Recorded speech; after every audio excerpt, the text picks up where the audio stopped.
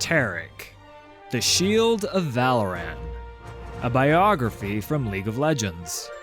Read to you by Prestige Edition. For the noble defenders of Demacia, daily life is the very model of focused, selfless dedication to the ideals of king and country.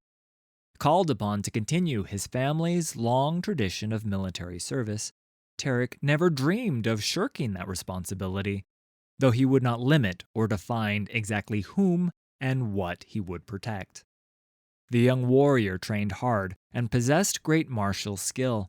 Even so, in his scant hours of free time, he would find other ways to serve his homeland. He volunteered with the Illuminators, tending the sick or helping rebuild homes damaged by flooding.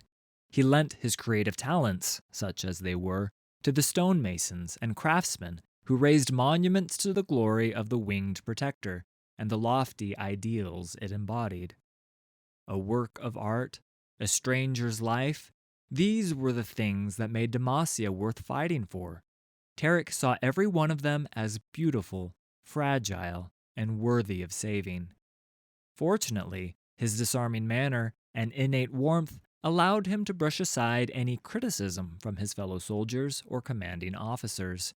He rose modestly through the ranks and even fought beside a young Garen crown guard.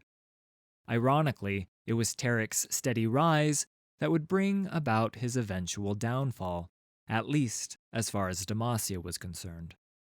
Elevated to the prestigious Dauntless Vanguard, he was suddenly held to a far higher standard of conduct. No more would he be allowed to roam the forests, looking for glimpses of some rare animal.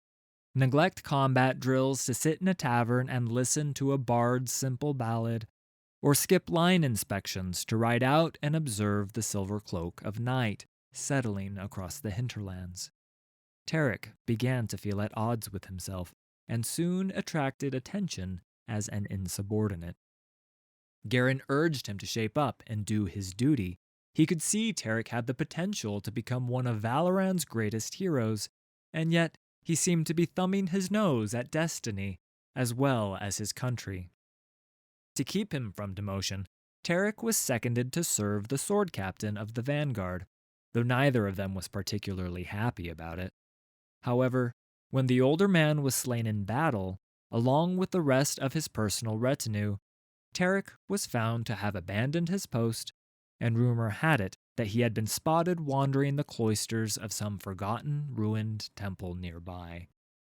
Nothing more could be said. A dozen warriors were dead, and Taric faced the executioner's block for it. However, seeking mercy for his friend, Garen intervened. As the sword captain's successor, he sentenced Taric to endure the Crown of Stone. In accordance with Demacia's most ancient traditions, he would be sent to climb Mount Targon, a trial that few had ever survived. Though the Crown of Stone usually allowed the dishonored to simply flee Demacia and start a new life in exile, Taric took the first ship heading south and swore to actually atone for what he had done. The climb nearly claimed him, body and soul, numerous times, but Taric pushed past the pain, the ghosts of his dead comrades, and other tests inflicted upon him by the mountain. As he approached the summit, he was beset by a wave of new visions of loss and destruction. He witnessed the great alabaster library set aflame, and still he dashed into the inferno to retrieve the heavenly poetries of tongue. He screamed in anguish as the Frostguard ran the last dream stag into the howling abyss, and then leapt over the precipice himself in a desperate attempt to save it. At the gates of the immortal bastion, Taric slumped to his knees when he saw Garen's broken body swinging from a gibbet, before raising his shield and charging headlong into the waiting hordes of Noxus. When the visions finally faded, Taric found himself at the very pinnacle of the mountain, and he was not alone.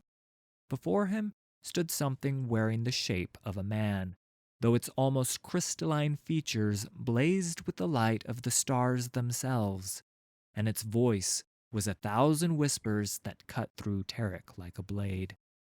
It spoke truths he had somehow always known. It spoke of the mantle for which he had unwittingly been preparing his entire life, with every decision and deed that had brought him here now to Targon. And he would stand as the shield of Valoran in great wars yet to come. Reborn as the aspect of the Protector, gifted with power and purpose unimaginable to most mortals, Taric has gladly accepted this new calling as the steadfast guardian of an entire world.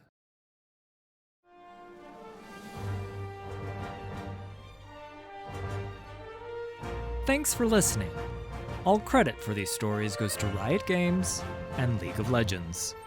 Full details can be found in the video description. If you enjoyed this production, please hit like and subscribe. There's a lot more coming.